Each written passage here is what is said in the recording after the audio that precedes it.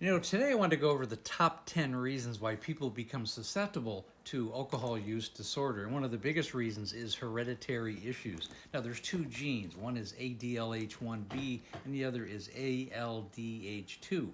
Of the 100,000 genes available or more, these are two particular genes that can give you a predisposition to becoming an alcoholic or have an addictive personality. The second one is family culture. You might grow up in a family where it's normalized to drink. Dad, are we Irish? Shut up and finish your whiskey. It could be kind of an ethnic thing too. That's a big, that results, those two are 50% of the reasons why people have issues much further down the road. Okay, the other one is trauma in childhood. Maybe you had, there was a rape involved, or you grew up in a cult, or you lost your parents or one parent, or there was some kind of economic problem. Trauma in childhood results in a lot of things that manifest later in life. Another one of the biggest ones is peer pressure in the high school and college age years between the ages of 13 and about 22. That's when most people start their alcoholic career.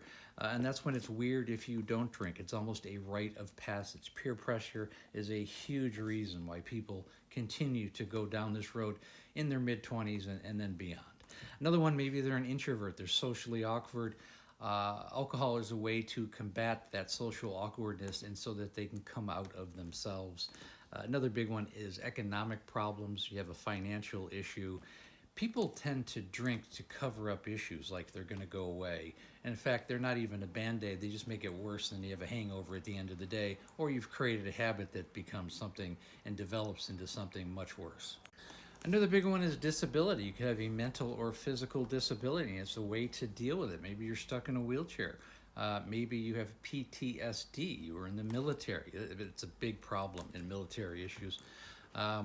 Any kind of stress that needs to be that needs to be covered up with a band-aid of alcohol. That can develop into alcohol use disorder. Other ones could be situational. This is a big one. Things like divorce, job loss, life-changing things. Someone in your family dies. Recently, we got through COVID-19. COVID-19 created more alcoholics than any time in history. The consumption of alcohol, because they were deemed reasonable businesses, all the liquor stores and grocery stores that sold alcohol were open. Subsequently, there was a 46% increase in alcohol consumption, and now we're seeing the results of that, for example. Another one is an environmental issue. You grew up in you work in an environment that's high stress. A lot of physicians have alcohol issues. Maybe you work on a offshore rig, high stress levels. So you combat that with alcohol. These are all situations that can later cause alcohol use disorder. And really the last one, let's go over that in just a second.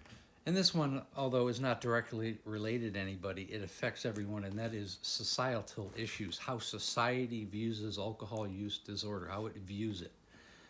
There's a lot of shame, and you're looked down upon. There's a lot of misunderstood things that go on. People do not realize it's a mental health issue.